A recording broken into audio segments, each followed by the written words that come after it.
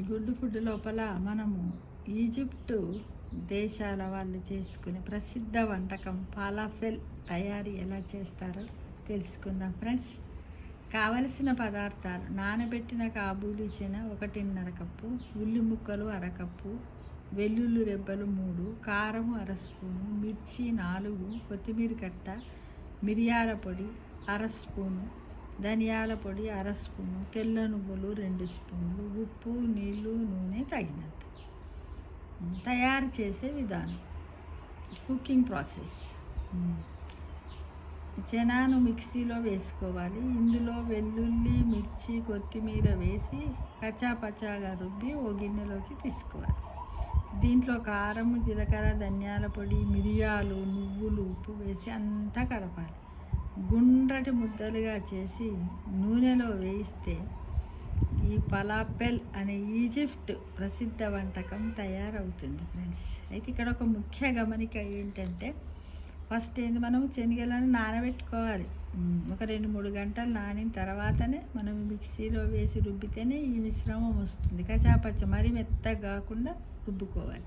తర్వాత ఈ నువ్వులు ఇవన్నీ కలపాలి. మళ్ళీ అలానే మనం స్టవ్ పైన పాన్ పెట్టి నూనె బాగా వేడైన తర్వాత మళ్ళీ స్విమ్ చేసి వెయ్యాలి. ఎందుకంటే నెమ్మదిగా గోలాలి, లేకపోతే పైన మొత్తం బ్రౌన్ కలర్కి వచ్చేస్తుంది, లోపల పచ్చి పచ్చిగా ఉంటుంది. ఆ విషయం మనందరికి కూడా తెలుసు. మనం ఏంటిది మినపవడని కానీ వీటిని అన్నిటిని ఎలా చేస్తాం, ఇలానే చేస్తాం కదా, పచ్చిగా ఉన్న వాటిని, వడలను, మసాలా వడలను, ఇంకా మైసూర్ బజ్జీ ఇలాంటి వాటిని, మళ్ళీ మైసూర్ పావు, మైసూర్ బొండాలను కూడా ఇట్లానే చేస్తూ ఉంటాం కదా ఫ్రెండ్స్. ఆ విధంగా మనం చేయడానికి ప్రయత్నం చేయాలి. టేస్టీగా ఉంటుంది, బాగుంటుంది కదా.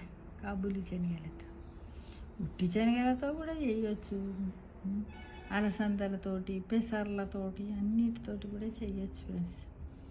ఇదేంటి ఈజిప్ట్ వంటకం అట. అక్కడ చాలా ప్రసిద్ధం. ఇప్పుడు మనం కదా ఎవరైనా రాగానే ఏదైనా ఫంక్షన్ అయిందంటే మిరపకాయ బజ్జీ, డబల్కా బీట ఎలా పెడతాం, అక్కడ వాళ్ళు ఇది పెడతారు కాబోలు. అందుకే ప్రసిద్ధ వంటకం అని రాసి ఉన్నది ఫ్రెండ్స్. మరి మనం కూడా ఒకసారి ట్రై చేసి టేస్ట్ చూసి ఆ టేస్ట్ను కామెంట్ బాక్స్లో పెడతారండి, పెట్టండి, బాగుంటుంది. ఎందుకంటే ఇప్పుడు అన్నీ మనకు బతుకమ్మ పండగ కాబట్టి రకరకాల పిండి వంటలు వండుకుంటే అమ్మవారి అనుగ్రహం వస్తుంది. దుర్గామాత ఉన్నది కదా, దుర్గామాత యొక్క నవరాత్రి ఉత్సవాలు కాబట్టి అమ్మవారికి సమర్పించినట్టు ఉంటుంది. ఆ తర్వాత మన అమ్మలకు, మన ఇంట్లో ఉన్న వాళ్ళందరి కడుపులు నింపిన వాళ్ళం అవుతాం కదా ఫ్రెండ్స్. తప్పకుండా చేద్దామా మరి.